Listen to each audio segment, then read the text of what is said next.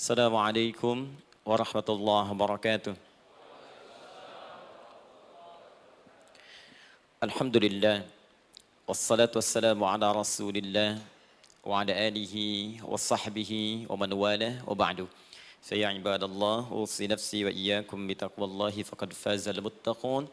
Fala tamutunna illa wa antum muslimun. Faqala ta'ala, ya ayyuhalladzina amanu taqullaha haqqa tuqatih wa la tamutunna illa wa antum muslimun.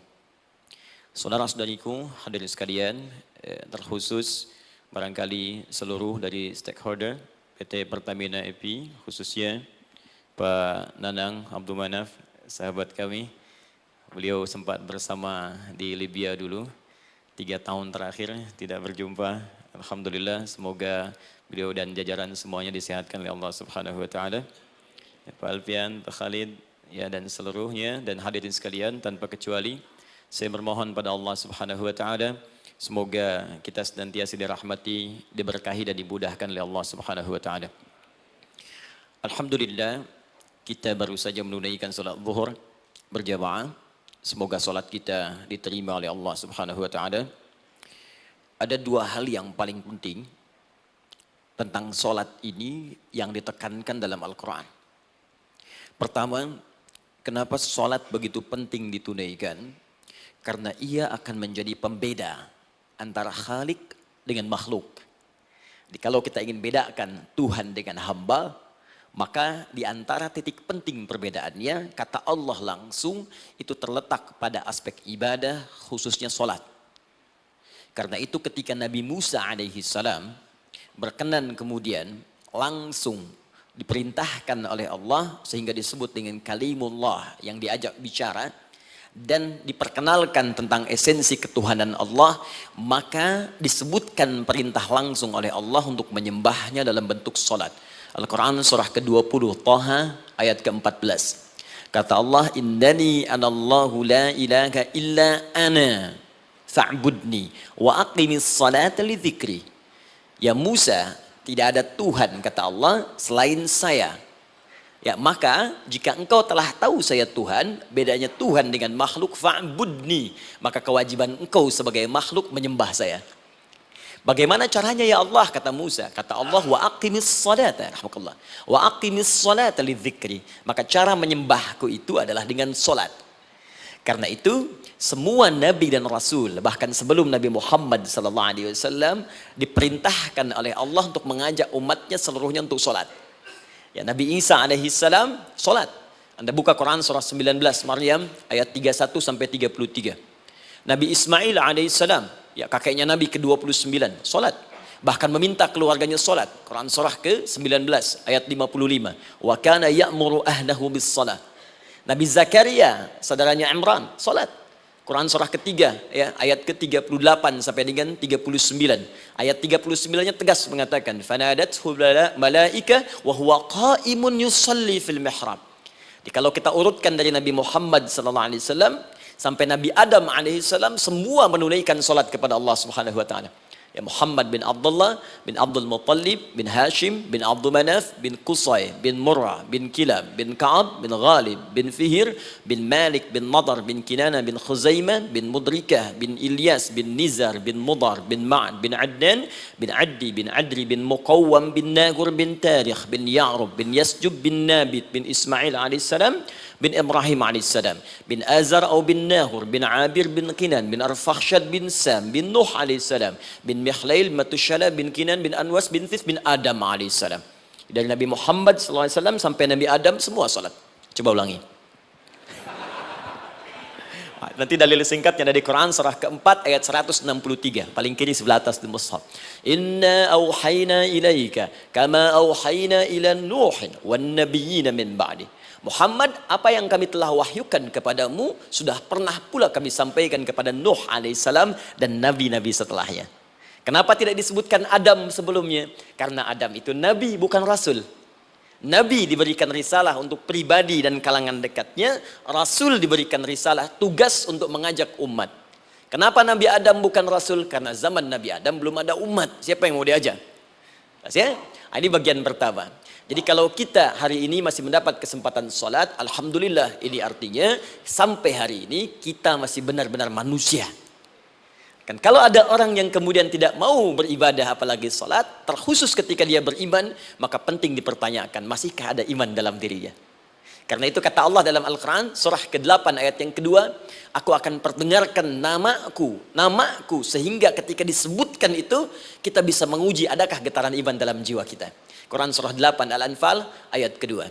Innamal mu'minuna alladzina idza dzukirallahu wajilat qulubuhum. Sungguh orang yang masih punya iman itu, kalau diperdengarkan nama Allah kepadanya, akan ada getaran dalam jiwanya. Karena itu setiap hari 5 kali diperdengarkan nama Allah. Untuk menguji di jiwa kita masih ada iman tidak? Bahkan dari bangun tidur, bayangkan waktunya dibagi sempurna persis. Dari mulai subuh baru bangun, menjelang ke siang, mau berakhir siang ke sore, sore pindah ke maghrib, hilang kemudian muncul gelap malam. 5 kali persis dibagi waktu. Diperdengarkan untuk menguji. Kira-kira setelah subuh siang masih ada nggak iman? Sore masih ada nggak? Ya Allahu Akbar, Allahu Akbar. Karena itu kalau iman masih ada melekat di jiwa kita, demi Allah saya katakan, begitu kita mendengar suara azan, pasti hati kita akan mengatakan, Allahu Akbar, Allahu Akbar. Wih, sudah azan ya. Pernah begitu? Ya, walaupun mungkin setelah selesai, La ilaha illallah, baru azan, belum qomat. Ya, itu normal, gak apa-apa. Yang penting iman masih ada. Nah, ini menunjukkan ada getaran dalam jiwa. Satu itu. Yang kedua, ini yang jarang dimanfaatkan teman-teman.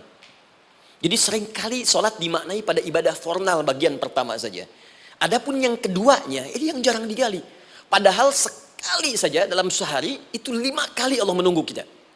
Ternyata sholat itu satu-satunya wasilah ibadah yang disebutkan dalam Al-Quran untuk langsung memohonkan semua kebutuhan yang kita rasakan. Bahkan sebelum kita diminta sholat, itu kalimat pertamanya bukan ibadahnya. Kata Allah, kau punya masalah apa? Sedang butuh apa? Sedang punya problem apa? Buka Quran surah kedua Al-Baqarah ayat ke-45 sampai 46. Paling kanan pertengahan di usad. Wasta'inu bis-sabri was-salah. Perhatikan kalimatnya, indah sekali. Ya Allah menempatkan sholatnya bagian kedua. Kata Allah, wasta'inu, hei hambaku, jika kalian punya persoalan dalam kehidupan, maka, perhatikan kalimatnya baik-baik, wasta'inu, mintakan solusinya kepadaku. Jadi kalau sedang punya masalah, bukan bikin status, gak akan selesai. Sedang eksplorasi minyak, gak keluar-keluar, bikin status. Duh, susah sekali yang ngebornya, gak akan selesai. Jalan macet, bikin status. Jakarta macet, ya, gak akan selesai. Ya, apa yang harus dilakukan kata Allah? Jika Anda beriman kepadaku, yakin denganku, maka wasta'inu, punya persoalan minta kepada Allah. Caranya bagaimana? Satu, bis-sabri, terima dulu masalah itu, jangan dikeluhkan. Kaidah lain muncul, karena mustahil saya akan titipkan persoalan kalau tidak Anda mampu mengatasinya. Kaidah Quran surah kedua ayat 286, kita hafal ayatnya. La yukallifullahu nafsan illa usaha. Perhatikan kaidahnya. Allah tidak mungkin menguji seorang hamba di luar batas kemampuannya.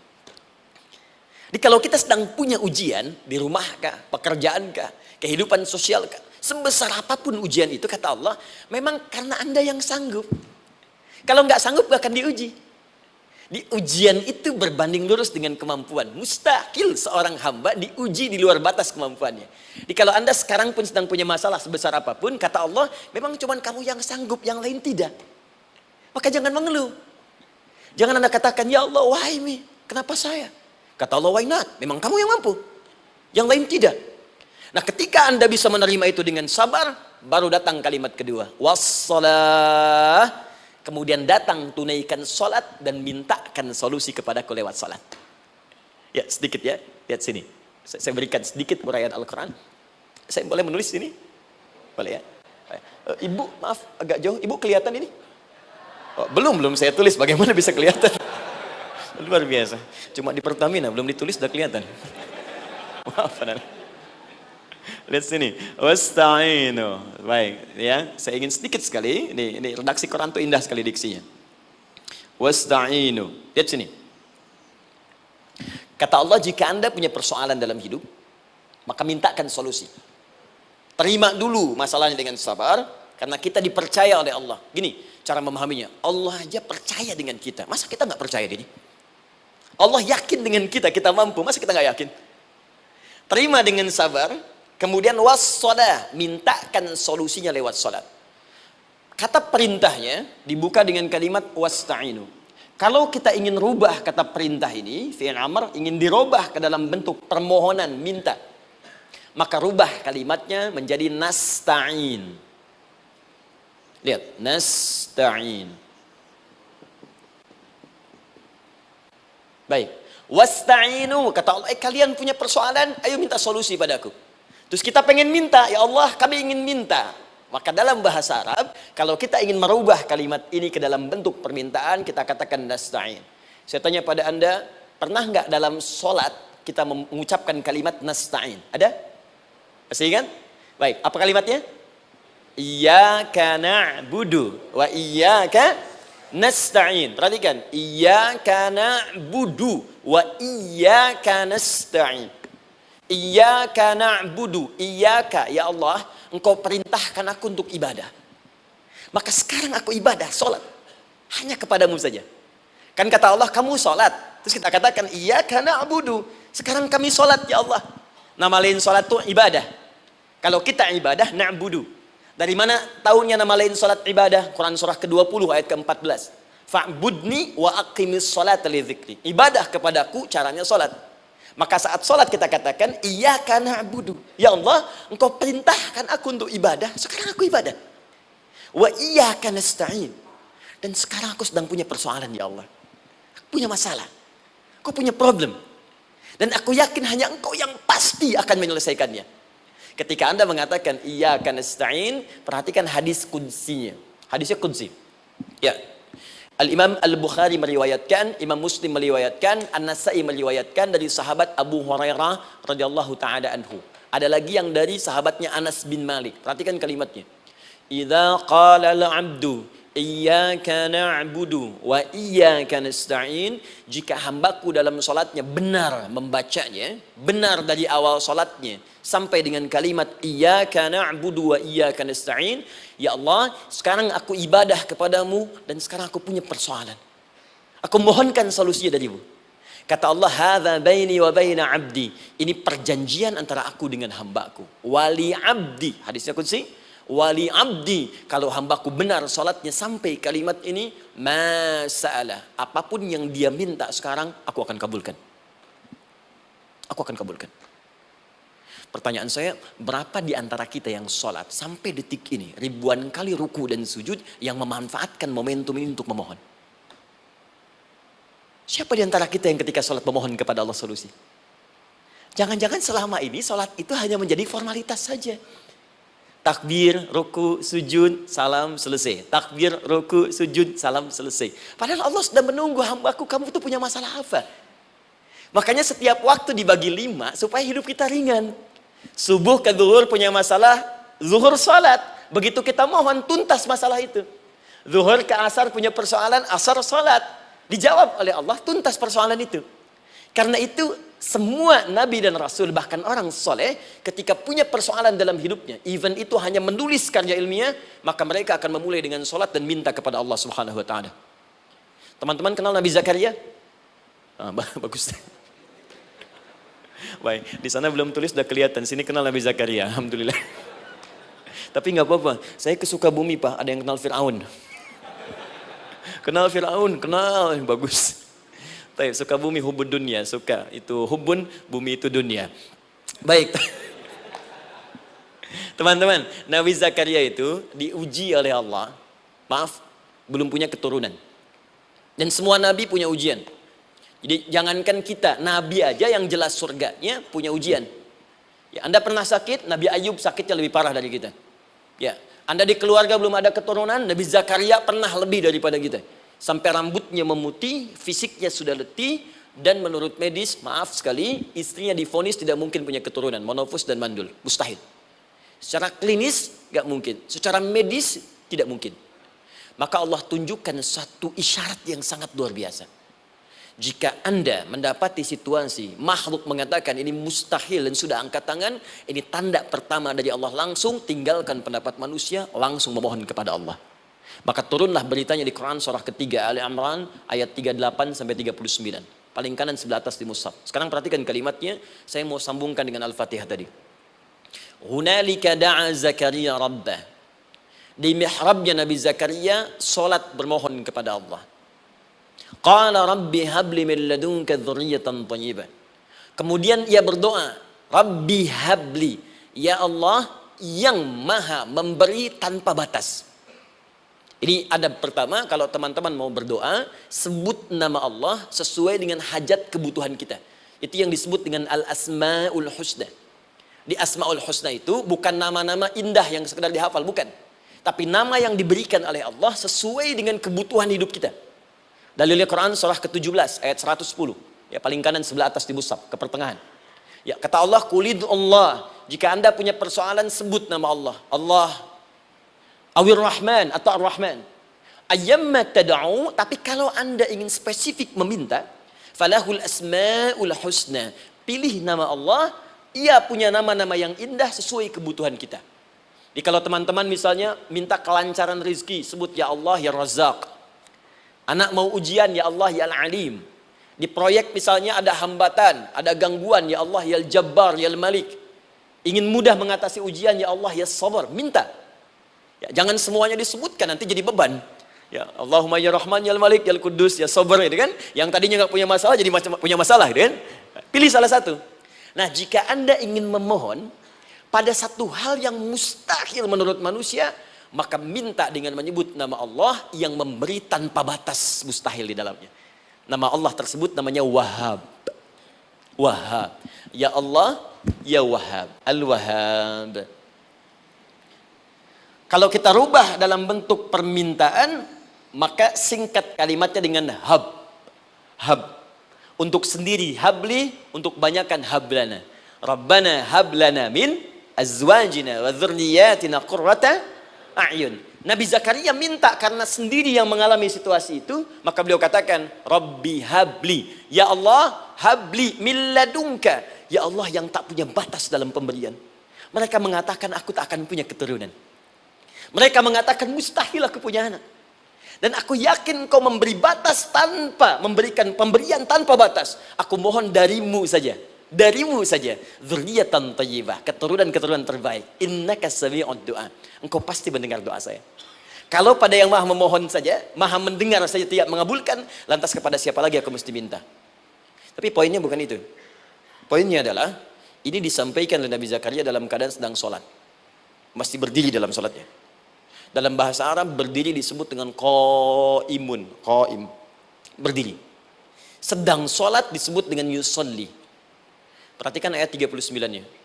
Fanadathul malaikatu wa huwa qaimun yusolli fil mihrab.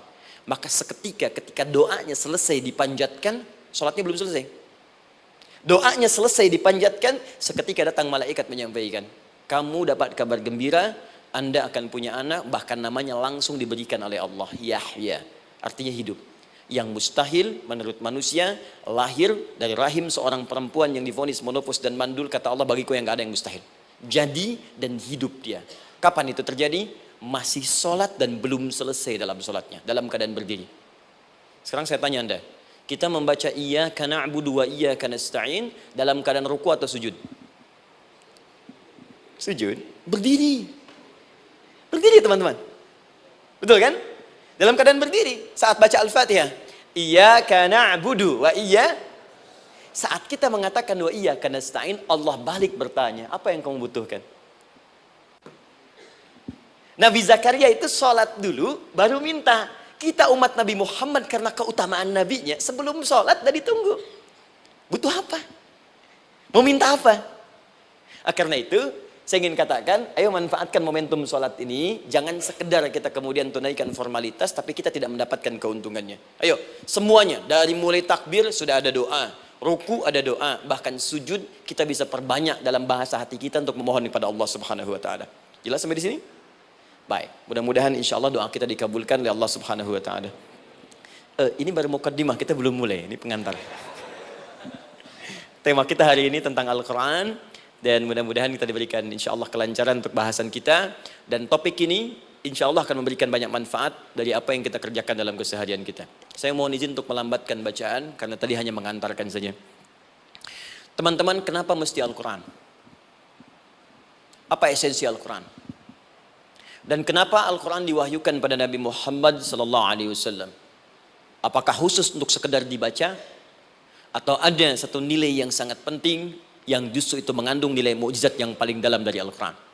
Yuk kita mulai dengan Al-Quran surah kedua Al-Baqarah ayat ke-38. Paling kanan sebelah atas.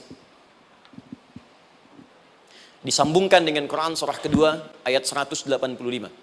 Paling kiri pertengahan di mushaf. Quran surah kedua ayat 38 dengan Quran surah kedua ayat 185. Saya mulai dari kisah Nabi Adam. Saya pelan-pelan. Nabi Adam saat diciptakan oleh Allah, kemudian diberikan informasi bahwa beliau akan bertugas di bumi, beraktivitas di bumi. Disampaikan di Quran surah kedua ayat 30, paling kiri sebelah atas. Wa idh qala rabbuka lil malaikati inni ja'ilun fil ardi khalifah. Kata Allah, dan pelajari, ingat ketika kami menyampaikan pada para malaikat, kami akan menugaskan satu makhluk manusia namanya Adam di bumi tugasnya, untuk menjalani hidup di bumi. Nah, secara singkat, setelah Nabi Adam turun ke bumi di awal masa bersama Sayyidah Hawa ya alaihi wassalam, maka ternyata bersamaan dengan turunnya Adam dan Hawa ke bumi itu, mereka berdua dibekali petunjuk. Yang dengan petunjuk itu, ini yang dahsyat. Allah jamin semua aktivitas hidupnya, dari mulai yang sederhana sampai yang kompleks, pasti jika diikuti petunjuk ini, dia akan senang menjalaninya dan akan tenang mendapatkan hasilnya. Ya, perhatikan kalimatnya. Quran surah kedua ayat 38. Fokus. Qul nahbitu minha jami'a. Kata Allah, sekarang tiba saatnya. Adam, Hawa, turun kalian ke bumi. Kalau setan kita tinggalkan aja ya. Ini kita bahas Adam dulu. Turun kalian semua ke bumi. Fa imma ya'tiyannakum minni huda. Maka nanti sejak kalian tiba di bumi itu, aku akan turunkan satu petunjuk disebut dengan hudan namanya. Hudan. Fokus. Faman tabi'a hudaya, maka jika Anda dan keturunanmu mengikuti semua detil di petunjuk ini, fala khaufun 'alaihim wala hum yahzanun, maka aku pastikan engkau dan seluruh keturunanmu akan menjalani hidup di muka bumi dengan tenang dan senang. Fala khauf, khauf itu gelisah, takut. Lawan dari takut apa? Tenang. Lawan dari gelisah, tenang. Kata Allah, jika Anda mengikuti tuntunan hidup yang ini, maka saya jamin semua hidupmu tenang. Walahum yahzanun, dan saya pastikan selama hidup di muka bumi itu, kalian tidak akan pernah bersedih. Senang. Lawan sedih, itu senang. Jadi ternyata kita itu diminta tugas di bumi itu bukan untuk dipersulit. Jadi kalau ada yang hidup sampai saat ini sedih deh, di rumah tangga sedih, di kantor nggak tenang, pasti di antara poinnya bukan nggak mampu senang, tapi boleh jadi yang hidup ini tidak membaca petunjuk kehidupannya. Anda kerja di perusahaan, teman-teman ada yang di Pertamina, ada yang di yang lain. Kalau Anda nggak ikuti petunjuk, kan pekerjaan tidak akan berlangsung dengan nyaman kan? Kalau Anda nggak ikuti aturannya, bagaimana bisa mengerjakan petunjuk itu dengan nyaman? Maka apalagi hidup yang kompleks, kata Allah, sejak Adam saya turunkan, sudah ada petunjuk kehidupan, saya namakan dengan hudan. Anda ikuti petunjuk ini, maka langsung jaminan dari Allah, semua yang Anda jalani dalam hidup, pasti saya jamin senang dan tenang. Petunjuk ini disebut apa? Hudan. Nah, agak cepat. Di setiap masa, Nabi Adam selesai hidupnya, generasi kemudian berkembang, datang lagi Nabi Nuh, sampai ke Nabi Muhammad SAW. Perhatikan baik-baik. Setiap berganti generasi akan turun hudan sesuai dengan kebutuhan masyarakatnya pada saat itu. Baik, Nabi Musa menerima kitab apa namanya? Nabi Musa, Taurat. Taurat disebut hudan dalam Al-Quran. Muncul Nabi Musa, kitabnya disebut Taurat. Perhatikan baik-baik. Tahukah teman-teman ketika Taurat disebutkan dalam Al-Quran? Buka Quran surah ke-17. Ya, ayat yang kedua. Wa ataina Musal kitaba. Kami berikan kepada Musa kitab. Lihat, wa ja'alnahu hudan li bani Israil. Dan kitab yang kami berikan itu, yang disebut Taurat, Ali Imran ayat yang ketiga, wa anzalat Taurata wal Injil. Kami berikan Taurat kepada Musa. Nah, saat Allah turunkan Taurat itu, hudan li bani Israil. Isi Taurat ini adalah petunjuk kehidupan khusus untuk Bani Israel saja. Umatnya Musa. Jadi kalau umat Nabi Musa mengikuti petunjuk hudan, Taurat ini, kata Allah, saya jamin semua hidupnya tenang dengan senang. Nabi Isa turun Injil. Injil disebut hudan dalam Al-Quran. Dan yang terakhir, saya cepat karena waktu kita terbatas. Ketika Allah menurunkan Nabi Muhammad SAW dan dipilih sebagai Rasul, maka saat yang bersamaan beliau pun diberikan petunjuk untuk umatnya. Dan dahsyatnya, petunjuk itu pun disebut dengan hudan. Buka Quran surah kedua, ayat 185. Syahrul Ramadhan alladhi unzila fihi al-Quran. Di bulan Ramadan itu, kata Allah, saya turunkan Al-Quran. Kenapa saya turunkan Al-Quran? Hudal linnas. Saya jadikan Quran ini sebagai petunjuk, pedoman hidup linnas, bukan terbatas untuk satu komunitas, tapi untuk seluruh manusia sampai kehidupan berakhir. An-Nas disebutkan 241 kali dalam Al-Quran, menunjuk pada semua manusia tanpa kecuali. Ini bedanya Al-Quran dengan kitab sebelumnya. Taurat hanya untuk kalangan tertentu saja. Jadi selesai nabinya, selesai kitabnya. Injil hanya kalangan tertentu saja. Nabinya selesai, selesai kemudian misinya. Tapi Al-Quran tidak. Ini kalimat pertama langsung dari Allah. Walaupun nabinya wafat, tapi karena Al-Qurannya didesain oleh Allah untuk seluruh manusia sampai kehidupan berakhir, maka pasti Al-Quran itu di setiap masa akan mampu dijadikan pedoman dalam kehidupan. Nah, jadi prinsip pertama, ketika Allah menurunkan Al-Quran, sebenarnya tujuan utamanya bukan sekedar dibaca. Bukan. Tapi di dalamnya itu ada petunjuk hidup, Pak, Bu. Dan yang buat, yang menciptakan kita. Bukankah Anda kalau ingin memperbaiki sesuatu akan datang kepada penemunya, penciptanya? Anda punya handphone, ada masalah, kan datangnya ke counter handphone. Anda punya mobil, ada persoalan, bukankah datangnya ke dealer? Sekarang kita ingin tahu persoalan hidup kita. Ingin tahu gambaran hidup kita, ingin tahu misi dan visi hidup kita. Kemana kita kemudian bertanya? Pada pencipta kita. Nah, kata Allah, ketika saya utus manusia pertama kali ke bumi, saya sudah turunkan bagaimana cara menjalani kehidupannya. Dan ternyata berita baiknya untuk kita diberikan oleh Allah satu petunjuk utuh, langsung disebutkan, isinya disebut dengan Al-Quran. Jadi dari Al-Fatihah sampai dengan An-Nas, dia bukan bacaan biasa. Semua di dalamnya ada petunjuk kehidupan kita dari mulai bahkan dalam kandungan sampai kita wafat kepada Allah Subhanahu wa taala. Kalau diikuti petunjuk ini, langsung turun jaminan dari Allah. Hidup kita pasti akan tenang dan nyaman. Saya bacakan cepat ya.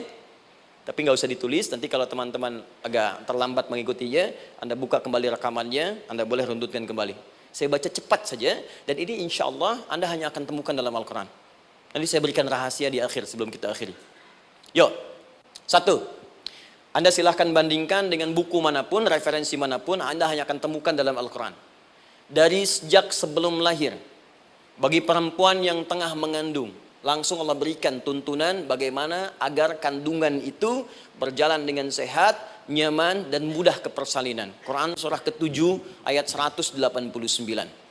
Perkembangannya bisa diamati dan dicek kemudian, ya, baik ke dokter atau yang lain. Nanti perkembangannya disebutkan di Quran surah ke-22 ayat ke-5. Dirinci lagi di Quran surah ke-23 ayat 11 dari 9 sampai dengan 13. Kemudian mulai terlahir, dari lahiran diberi petunjuk oleh Allah. Nih, berikan ASI maksimal 2 tahun. Kalau ingin berhenti sebelum 2 tahun boleh, begini caranya. Quran surah kedua ayat 233. Dari sampai usia 2 tahun menjelang balik, kata Allah berikan 4 pendidikan dini. Ini turunannya, disebutkan 1, 2, 3, 4. Jika Anda ajarkan ini, maka anak ini akan tumbuh. 1, dekat dengan Allah. 2, dijamin taat pada orang tuanya. 3, dia akan baik dengan lingkungannya. Dan 4, dia akan bertahan dalam kebaikan sampai dia dewasa. Quran surah ke-31 ayat 13 sampai dengan 19. Usia 7 tahun. Ya, mulai dia balik misalnya, dia akan mulai belajar. Bagaimana cara belajar yang baik supaya cepat paham, gampang mengerti. Turun Quran surah ke-9 ayat 122. Amalannya di Quran surah 96 ayat yang pertama. Kemudian rinciannya diturunkan di Quran surah kedua ayat 282 di ujung ayatnya. Lalu bagaimana mencari sekolah yang bagus, majlis yang baik, guru-guru yang baik, diturunkan Quran surah ke-58 ayat ke-11. Dicontohkan tentang Maryam dan Nabi Isa alaihissalam di Quran surah ketiga ayat 35 sampai dengan 37. Naik lagi, dia mulai dewasa, ya, mulai bergaul, bahkan kadang-kadang merantau, punya tempat komunitas berbeda. Bagaimana supaya dia bergaul tidak terpengaruhi lingkungan yang tidak baik. Maaf ya, kadang-kadang ibu yang sudah mengandung, melahirkan, ayah mencari nafkah, tiba-tiba anak pergi bahkan ke kampus, ke sekolah, dapat teman yang gak bagus, pulang-pulang mengecewakan Anda. Bagaimana menemukan tempat-tempat yang baik untuk bisa menjaga perilaku anak ini? Ditemukan nanti di Quran surah ke-49 ayat ke-13-nya. Dirinci perkembangannya di Quran surah ke-12 Yusuf ayat 2 sampai dengan ayat 29-nya. Sampai ketika dia akan mulai kemudian menikah. Kata Allah, pilih pasangan yang baik dengan ta'aruf, berikan mahar yang sempurna. Quran surah ke-4 ayat ke-4. Kemudian dia mulai menikah. Kata Allah, sebelum menikah, pelajari dulu fikih nikah. Banyak orang yang menikah tapi karena tidak belajar tentang persoalan rumah tangga, apa yang akan terjadi di rumah tangganya. Detil Pak, Bu. Kata Allah, ini kalau kamu berbuat begini akan ada miskomunikasi. Kalau ada miskomunikasi persoalannya akan begini, solusinya begini. Maka diturunkan dasarnya di Quran surah ke-30 ayat 21, detilnya di Quran surah ke-4 ayat 34 sampai dengan 35. Paling kiri sebelah atas sampai dengan ke tengahnya. Anda berlanjut, diterangkan oleh Allah, hei, tugas suami saat mulai pertama kali menikah, maka tugas yang pertama siapkan untuk mencari nafkah. Bagaimana caranya ya Allah? Diturunkan oleh Allah. Satu, jangan takut kehilangan rezeki. Jangan pernah mencuri, jangan pernah ngambil punya orang, karena punya kamu akan saya berikan sempurna. Kamu ngambil punya orang, maka kamu akan menyulitkan diri sendiri. Itu akan dikembalikan pada yang berhak. Ya, turun Quran surah ke-51 ayat 22. Dirinci, begini cara nyarinya. Quran surah kedua ayat 168. Kalau Anda ingin cepat baru bergerak, rizkinya sudah dapat. Quran surah kedua ayat 172. Ada yang dahsyat, dia belum keluar, rizkinya yang mendatangi dia. Jadi nanti di Al-Quran ada 8 jenis rizki. Di antara yang paling hebat, ada yang belum Anda datang, rizkinya sudah menjemput. Ada orang mendatangi rizki, ada rizki mendatangi dia. Contoh, Al-Imam Asy-Syafi'i sedang berdiskusi dengan Imam Malik gurunya. Kata Imam Asy-Syafi'i, Syekh, rizki itu mesti saya cari dulu, baru kita dapat. Kata gurunya, ya Syafi'i, ada rizki yang cukup kita beramal dekat kepada Allah, dia akan datang tanpa kita cari dengan ikhtiar manusia. Kata Syafi'i, mustahil. Kata Quran kan kita kerja dulu baru datang. Kata Imam Malik gurunya, kamu yang belum sampai, kita amalkan ini, rizki datang. Maka berhenti sampai di situ, Imam Syafi'i pamit, di jalan tiba-tiba beliau mendapati ada panen anggur, Pak, Bu. Terus dipanggil sama yang punya kebun. Ya, pemuda katanya, sini, mau bantu nggak? Kalau kamu bantu, kami berikan anggurnya. Maka beliau bantu, panen, petik, sampai setelah selesai diberikan anggur yang besar-besar, hanum. Senyum, senang beliau. Ternyata senangnya bukan karena dapat anggur. Senangnya karena merasa pendapatnya benar. Kalau saya nggak bantu panen ini, nggak akan dapat saya anggur. Cuma karena saya bantu, saya diberi ini. Maka rasa senangnya inilah dibawa kemudian kepada gurunya, ingin laporan. Tapi perhatikan adabnya. Dia tidak mengatakan, guru, nih saya benar. Kalau saya nggak ikut panen, nggak dapat saya ini. Perhatikan kalimat Asy-Syafi'i. Guru, tadi saya di jalan, dipanggil oleh pemilik kebun, ikut panen anggur. Begitu saya bantu, saya diberikan anggur ini. Beliau tekankan dengan kalimat yang kencang pada kalimat, begitu saya bantu, saya dapat anggur ini. Imam Malik tersenyum mengatakan, Masya Allah Syafi'i luar biasa. Ini siang begitu panasnya, tadi saya mau keluar ngajar, terfikir di benak saya, Allah kalau ada anggur yang besar-besar, enak rasanya. Tiba-tiba kamu datang bawa anggur. Jadi Imam Syafi'i kerja dapat sesuatu, Imam Malik terfikir sesuatu, datang rezeki.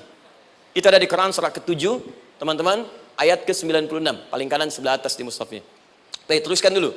Ya, Anda dalam mencari kerja, ingat, kalau Allah yang sampaikan pasti terjadi. Jangan dikira mudah. Kata Allah akan ada persaingan, akan ada kadang-kadang singgungan, akan ada tantangan, maka mulai petakan tantangan apa yang akan Anda lalui saat Anda mulai mencari nafkah itu. Maka turun Quran surah kedua ayat 214, paling kanan sebelah bawah. Am hasibtum an tadkhulul jannata. Hei, apa kamu mudah begitu saja mengira akan sukses dalam pekerjaanmu? Bahkan bisa diartikan surga, ingin masuk surga. Walamma ya'tikum mathalul ladzina khalau min qablikum. Sebelum engkau diuji seperti orang sukses dulu pernah sukses. Lihat mereka. Enggak ada orang sukses yang instan. Cuman balikan telapak tangan dapat, tidak. Kata Allah, lihat orang-orang dulu. Lihat orang-orang hebat dulu, bagaimana mereka bisa kaya, bisa sukses, bisa punya posisi.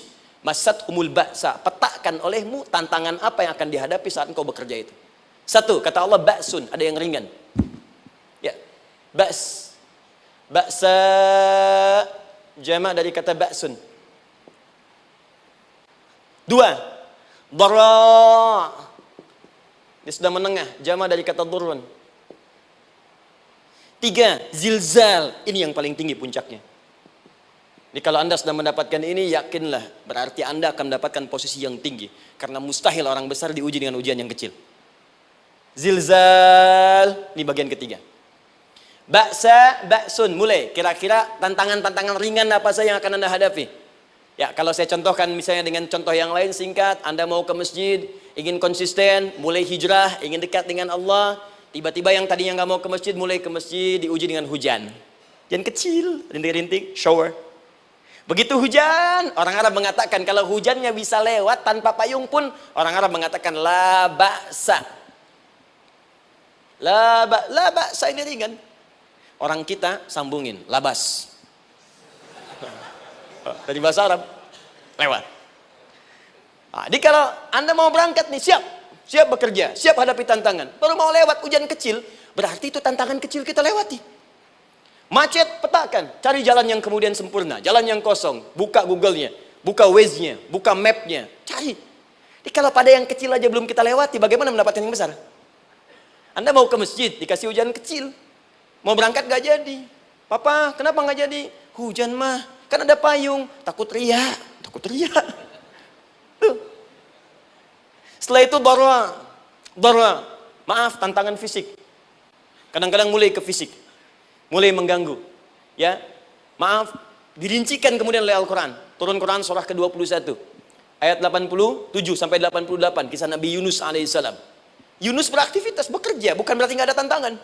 Kadang-kadang dibawa, kadang-kadang diusir, kadang-kadang Anda dapat misalnya proyek, kadang-kadang sudah mulai masukkan tender, tiba-tiba gagal, diserobot orang. Kadang-kadang orang yang dapat, Anda yang ngajukan, itu biasa.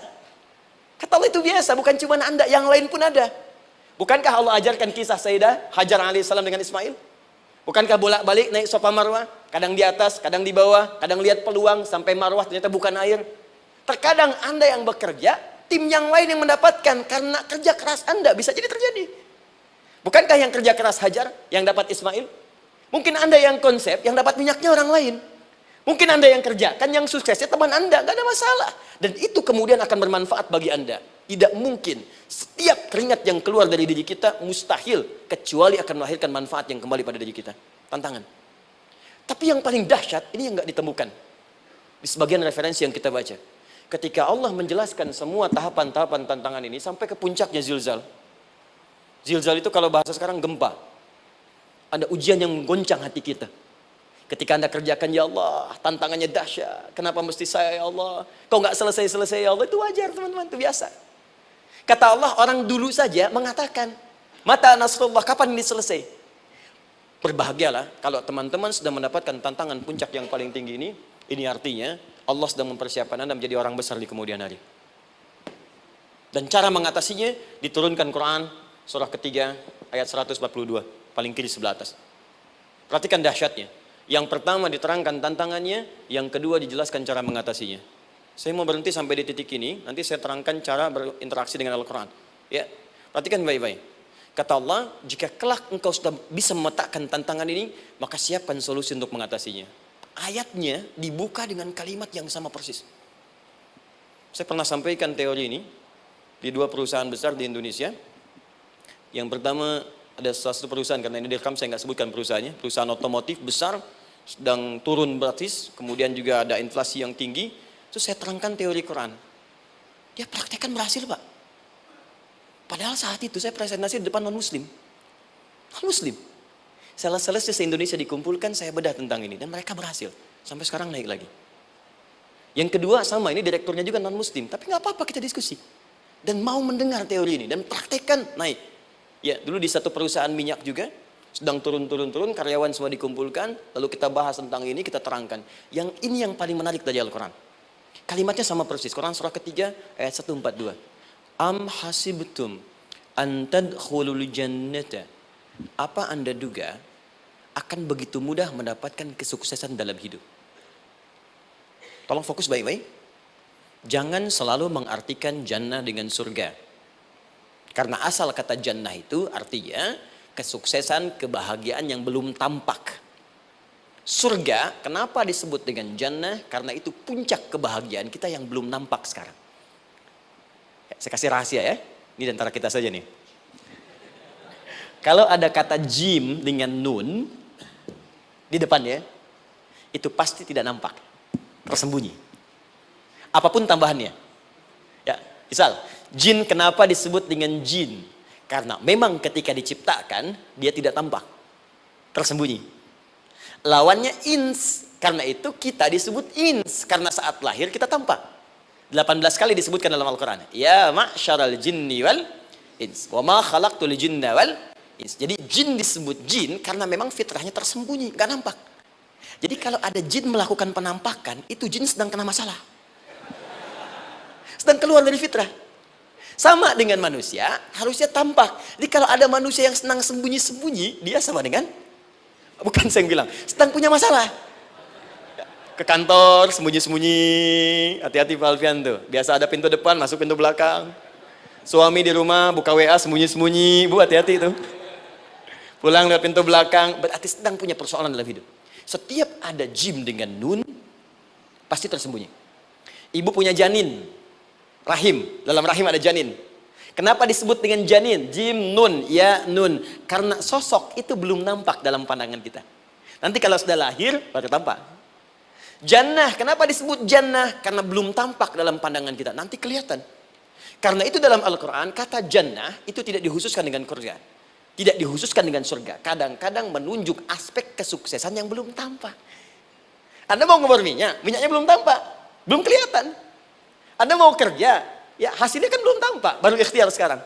Karena itu orang Arab disebut kaya, kalau mereka mendapatkan kebun yang tak tampak sebelumnya. Kebun anggur, bukan kurma, kalau kurma banyak.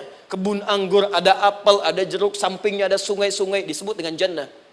Ya, kalau punya unta, nggak kaya di Arab, biasa. Karena yang kelihatan padang pasir, unta, hitam, merah, biasa. Tapi kalau sudah punya kebun, kebun anggur, yang sulit di padang pasir ada kebun, itu baru disebut kaya. Karena itu orang Arab kadang mengartikan jannah dengan aspek kesuksesan yang belum tampak. Diartikan dengan kebun anggur, kebun apel, dan macam-macamnya. Perhatikan, am hasibtum an tadkhulul jannah. Apa Anda duga ingin sukses itu begitu mudah? Sukses jadi tidak. Walamma ya'lamillahu alladhina jahadu minkum wa ya'lamas sabirin. Perhatikan baik-baik. Sebelum Allah memastikan pada diri Anda terdapat dua hal yang paling utama untuk mengatasi tantangan tadi. Satu, jahadu. Kesungguhan. Serius. Jadi kalau mau sukses, mesti serius. Kerja serius. Cintai pekerjaan Anda. Ya, belajar anak-anak serius. Pastikan belajar dengan serius. Jangan cuma anak-anak duduk paling belakang, nggak pernah nanya, kadang ngantuk, pulang. Ujian, besoknya mau ujian, baru belajar. Ya, sistem SKS, sistem kebut. Ya, kadang-kadang sejam, Bu, Pak. Saya pernah ada orang di luar ngadu waktu di Libya, Ustadz, gimana ini orang Indonesia? Kenapa? Saya belajar 3 bulan. Besok mau ujian. Teman antum orang Indonesia pinjam catatan saya baru semalam. Dia dapat 8, saya 7,5. Saya bilang, Anda belum tahu sistem SKS itu. Baik, ya. Tapi itu bukan solusi. Begitu ujian selesai, ilmu lupa. Itu poinnya. Jadi kalau hanya sekedar ilmu dipakai untuk ujian, pada prakteknya nggak akan terpakai. Ini banyak anak sekolah sekarang hanya belajar untuk ujian saja. Padahal kalau dipraktekkan, kadang kaitan dengan agama tinggi, Bu, Pak. Fisika itu dengan agama itu tinggi. Gaya F1 sama dengan F2, gaya gerak sama dengan gaya dorong. Gaya sedikit, maka keluarnya sedikit. Pukul kencang, bunyinya kencang. Imannya kalau kuat, amalan jadi banyak. Iman sedikit, amal pun sedikit. F berbanding lurus dengan P, hukum Pascal. Gaya berbanding lurus dengan tekanan. Masuk bab akhlak. Makin banyak gaya, makin banyak tertekan. Nah, itulah. Gaji 5 juta, gaya 10 juta, kan? Ini serius. Serius. Di divisi apapun Anda, saya 3 sepekan lalu lah takziah ke tempatnya yang Habibie, terus diminta tausiah di sana. Dan saya perhatikan beliau termasuk yang paling serius ketika diberikan tugas apapun. Gak pernah diberikan amanah kecuali mencintai pekerjaan itu. Yang Habibie demikian. Ciri orang sukses itu serius. Tapi keseriusan itu, kata Allah petakan jadi 3 bagian lagi. Karena jahadu itu punya 3 turunan kata. 1, keseriusan merencanakan, disebut ijtihad namanya. Punya rencana. Mappingnya apa? Stepnya apa? Oke, Anda ingin kerjakan sebuah proyek, baik, proyeknya berlangsung berapa lama? Target kita apa? Jangka panjangnya, menengahnya, jangka pendeknya. Kemudian apa tantangan yang akan dihadapi di setiap tahapan-tahapannya? Selesaikan. Bahkan saking pentingnya tahap perencanaan ini, ditunjukkan oleh Allah langsung lewat sholat. Teman-teman masih ingat sholat pertama yang kita kerjakan setiap hari, sholat apa namanya? Subuh. Apa artinya subuh? Tuh, ini masalahnya. Ini kata Al-Quran sendiri ya, kata Al-Quran sendiri. Nanti akan ditemukan orang yang ibadah tidak paham apa yang dikerjakan dan dilakukan dalam ibadahnya. Contoh sholat. Kata Allah akan ada orang sholat yang saat sholat tidak mengerti apa yang ia baca dan dia lakukan dalam sholatnya. Jujur tanyakan pada diri kita. Sampai detik ini, dari sekian ribuan kali ruku dan sujud, berapa persen bacaan sholat yang kita pahami? Jangan-jangan kita ruku tapi nggak ngerti yang dibaca. Sujud tak paham yang diungkapkan. Bagaimana bisa khusyuk? Mustahil. Maka kembali ke sini. Kenapa sholat pertama itu disebut dengan subuh? Teman-teman, ternyata semua nama sholat dari subuh sampai isya, plus bacaan dan gerakan dari takbir sampai salam, itu bukan sekedar gerakan semata. Semua ada artinya, ada maknanya. Dan diajarkan oleh Nabi langsung. Subuh disebut dengan subuh. Ada 2 kata. 1, fajar. Quran surah ke-17 ayat 78. Inna Qur'an al-fajri kana mashhuda. Kedua, subuh di surat At-Takwir. Was subhi idza tanaffas. Kenapa disebut fajar? Fajar itu pancaran positif, pancaran kebaikan. Jadi kalau yang baik disebut fajar. Kalau yang jelek disebut fujur. Fujur ada di Quran surah 91 ayat 7 sampai 8. Wa nafsi wa ma sawwaha fa'alhamaha fujuraha wa taqwaha. Fujur itu rambatan, gelombang buruk yang muncul dari nafsu. Ya, ditembuskan ke elemen tubuh kita. Misal gini. Tiba-tiba pengen marah.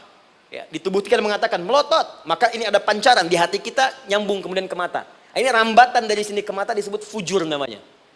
Mau ke tangan pukul, masuk ke tangan. Itu rambatannya disebut fujur namanya. Ya. Yang baiknya disebut fajar. Ya, misal saya ingin sholat, tiba-tiba hati mengatakan sudah azan, merambat ke kaki, cepat melangkah. Cepat wudhu. Nah, itu rambatannya disebut fajar namanya. Atau infajar. Ini pasti ada, ya. Fujur nama lainnya nafsu. Disebutkan 115 kali dalam Al-Quran. Takwa, rambatan fajar, sumbernya takwa. Disebutkan 115 kali dalam Al-Quran. Di jiwa kita ada takwa, ada nafsu. Takwa yang dorong malaikat, disebutkan 88 kali dalam Al-Quran. Nafsu yang dorong setan, disebutkan sama 88 kali. Di setiap Anda akan mengerjakan satu hal, pasti akan yang mendorong pada yang baik, akan mencegah dari yang baik itu nafsu. Pasti itu. Pak Alpian mau tanda tangan proyek. Tiba-tiba disodorkan, Pak, ini Pak. Kok begini proyeknya? Perbaiki, karena ada yang nggak beres. Tapi fee-nya lumayan Pak, 1 miliar. Nggak bisa, jiwa takwa mengatakan jangan terima Pak. Bapak mengatakan maaf, ini jari tahiyat, gak akan pernah dipakai maksiat, perbaiki, datang lagi. Ini Pak, kok sama? Fee-nya diperbaiki Pak, 100 miliar. Nafsunya mulai berkata, terima. Takwanya bilang, jangan. Akhirnya beliau katakan, tangan tahiyat gak akan pernah dipakai maksiat. Tapi tunggu, saya istiqoroh dulu.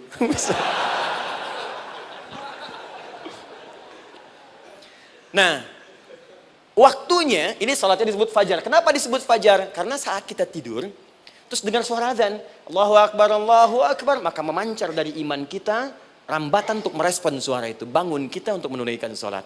Waktunya disebut subuh. Kenapa disebut subuh? Dari kata asbah. Asbah itu artinya yang siap dengan rencana. Dia orang Islam tuh nggak ada yang bangun dari tidurnya kecuali punya rencana jelas yang akan dieksekusi di hari itu. Makanya sebelum kita bekerja mengeksekusi itu, kita datang menghadap Allah supaya Allah berikan kemudahan di setiap aktivitas kita. Coba lihat manajemen Nabi. Bukankah sebelum tidur beliau istighfar dulu? Dirinci pekerjaannya, dicatat yang akan dikerjakan besok, istighfar 70 kali, 100 kali, sehingga dengan istighfar saat tidurnya tenang. Coba kita biasakan. Ada yang baca Quran, ada yang istighfar. Kalau nggak percaya silahkan cek. Begitu Anda lakukan, tidurnya enak. Besoknya rencana itu sudah siap. Makanya ketika bangun, siap jam 7 mau kemana, jam 8 ada di mana, jam 12 kerjakan apa. Sebelum mengerjakan itu, datang kepada Allah, sujud, ya Allah, saya punya rencana ini tolong mudahkan. Begitu caranya. Itu yang disebut dengan subuh. Nah, sekarang kembalikan peta hidup kita mau seperti apa ke depan. Ijtihad. Yang kedua, kalau sudah jelas konsepnya, visinya sudah ada, maka jihad. Yang kedua jihad. Jihad itu eksekusinya, aksinya, actionnya, perjuangan fisiknya. Rencananya apa? Tahajud malam nanti. Bismillah. Jam berapa? 2:30. Baik, yuk kita mulai rencanakan. Eksekusi rencananya. Bagaimana cara kita bangun 2:30? Pasang alarm. Jam berapa alarm dipasang? 3 kali. Pertama 1:30, kedua 2:4, ketiga jam 2:4. Baik. Alarm pertama untuk mematikan alarm kedua. Alarm kedua matikan alarm ketiga. Ketiga siap-siap. Baik. Siap bangun. Jihad. Awas, ini penting ya. Jihad itu jangan dipersempit maknanya kepada situasi peperangan saja, tidak. Banyak jihad itu luas sekali medannya. Karena jihad itu perjuangan fisik. Dan maaf sekali, dalam konteks perang pun bukan menyerang orang. Tapi membela diri saat diserang. Di Islam itu bukan agama ekspansi. Cek di sejarah, nggak ada Islam menyerang. Yang ada itu membela diri saat diserang. Atau saat orang lain dizalimi dan kita diminta untuk terlibat, kita membantu. Ini bukan dalam konteks sekarang yang banyak dibincangkan. Tembak orang, bom orang, nyerang orang. Bukan. Itu waktu kejadian bom Tamrin itu pertama, saya di Lampung posisinya. Itu begitu meledak, duar. Pertanyaan pertama Pak di Majelis Taklim, Ustadz, apakah bom di Jalan Tamrin termasuk jihad fisabilillah? Saya bilang, Pak, sependek pengetahuan saya, jihad fisabilillah itu jihad di jalan Allah, bukan di Jalan Tamrin. Kaidahnya beda. Nah, misal mencari nafkah itu jihad. Cari nafkah jihad. Quran surah keempat ayat 34, paling kiri sebelah atas. Tugas pertama ketika menikah kata Allah, ar-rijalu qawwamuna 'alan nisa. Setiap lelaki itu diminta oleh Allah untuk mengatur bagian rumah tangganya. Jadi pemimpin di rumah tangganya. Ya bima faddalallahu ba'dahum 'ala ba'din, karena diberikan kemampuan untuk memimpin. Di pemimpin itu ada di suami. Dan ciri khas pemimpin, Bu, biasanya ciri khas pemimpin apa, Bu? Bukan tegas, bukan. Ciri khas pemimpin itu tidak mau dipimpin. Makanya kalau ada sesuatu, masukkan lewat usulan, jangan beri saran. Kalau saran susah, itu pemimpin. Baik, tapi yang paling luar biasa kata Allah, perhatikan kalimatnya indah sekali. Wa bima anfaqu min amwalihim. Saya berikan tugas untuk mencari nafkah. Ketika seorang lelaki bertugas mencari nafkah, ingat ya, konteks apapun, kalau perempuan nanti bekerja bukan nafkah poinnya. Bisa hobi, ya, bisa aktivitas, tapi nafkah kalau sudah menikah itu ada pada suami. Perempuan tidak. Kalaupun tidak dilarang perempuan bekerja, tidak. Sayyidah Aisyah mengajar, ada yang para sahabiah jadi perawat. Ya, ada yang pengajar, banyak dulu sahabat Nabi yang perempuan mengajar. Ya kan ada pelajaran-pelajaran khusus perempuan.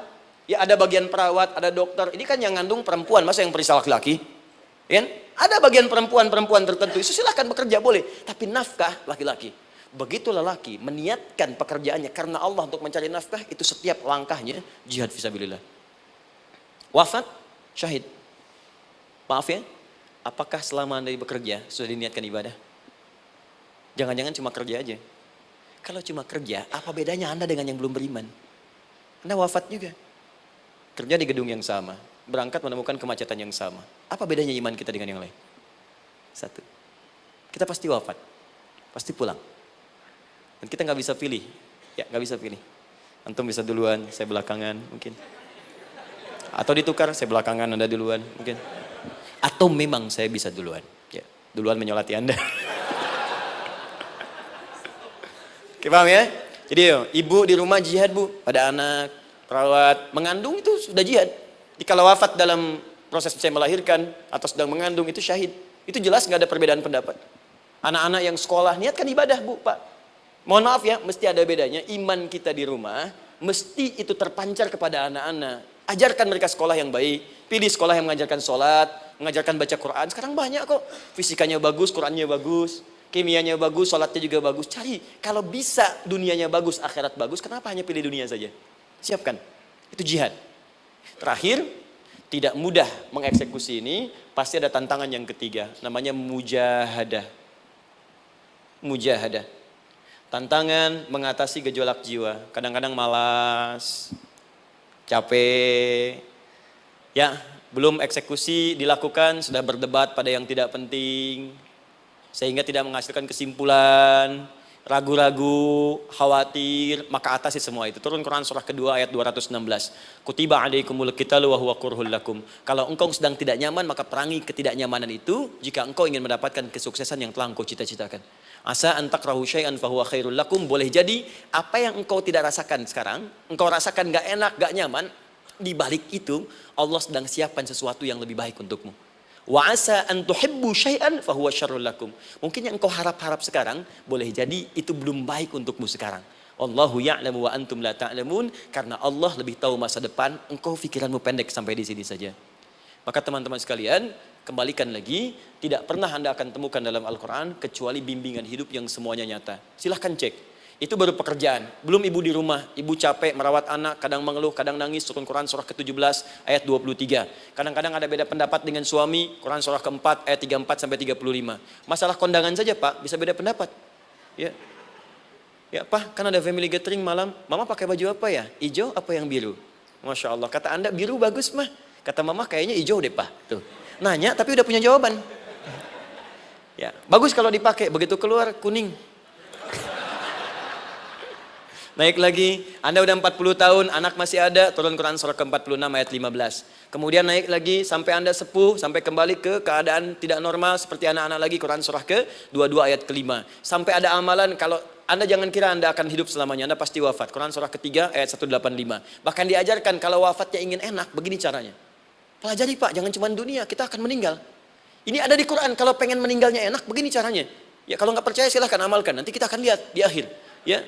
Betul, akan kelihatan. Quran surah ke-89 ayat 27 sampai 30.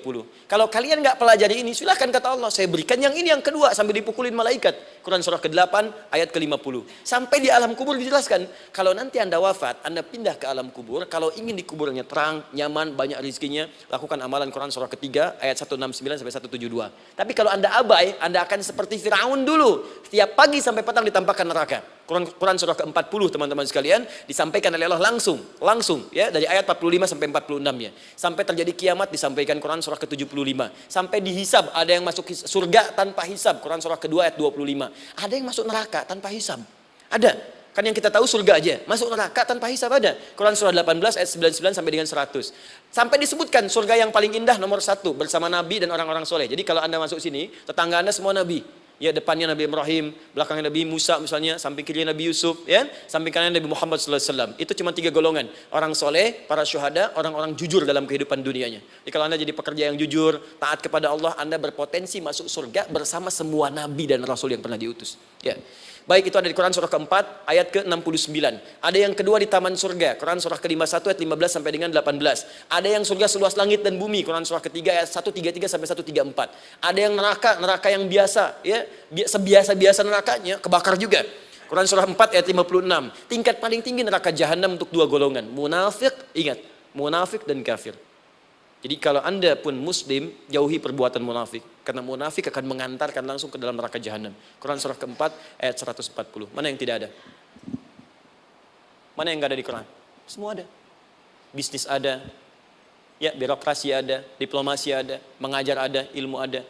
Karena itu saya mau tutup, jika kita ingin benar mengeluarkan petunjuk ini, seperti orang dulu pernah melakukannya, maka kata Allah melalui lisan Rasulullah, turun Quran surah ke-29 ayat ke-45. Satu ini aja kita kerjakan, insya Allah ini akan beda kita rasakan. Utslu ma uhya ilaika minal kitab. Jika kalian kemudian hidup di muka bumi, maka keluarkanlah bimbingan dari Al-Quran sesuai dengan kebutuhan kita secara tematik. Utslu itu dari kata tilawah. Tilawah itu baca, pahami, amalkan. Karena itu setiap kita baca Al-Quran, di sampingnya pasti ada yang menerjemahkan supaya kita paham. Betul kan? Ketika ada yang baca Al-Quran, di sampingnya ada siapa? Ya, sari tilawah kan? Baik, sari tilawah itu bahasa Indonesia. Ya, sari, sebetulnya tilawah saja. Tapi mungkin saat yang menerjemahkan dulu pertama di Indonesia, namanya Bu Sari. Karena itu disebut sari tilawah. Ya, kalau Adi mungkin ada di tilawah gitu kan? Nah, jadi teman-teman, caranya begini. Anda keluarkan sesuai kebutuhan. Enggak semua ayat Quran mesti kita kaji. Kalau mau dari awal dari akhir, bagus. Kalau baca silahkan. Hatamkan, Nabi juga hatamkan. Tapi kalau Anda ingin ambil sesuai passion kita. Anda pebisnis, kenapa nggak mengeluarkan ayat bisnis di Quran?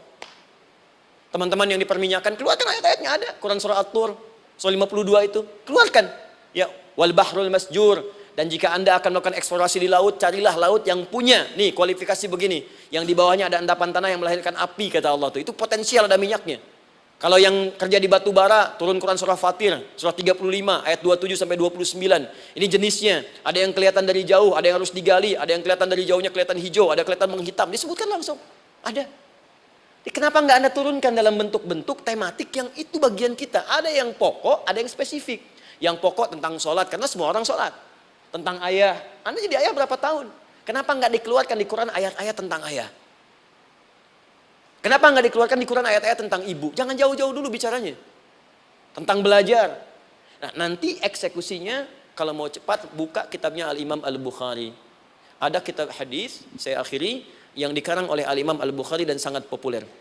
Apa nama kitabnya? Kalau hafal saya kasih hadiah. Apa kitab Imam Al-Bukhari yang populer? Ya.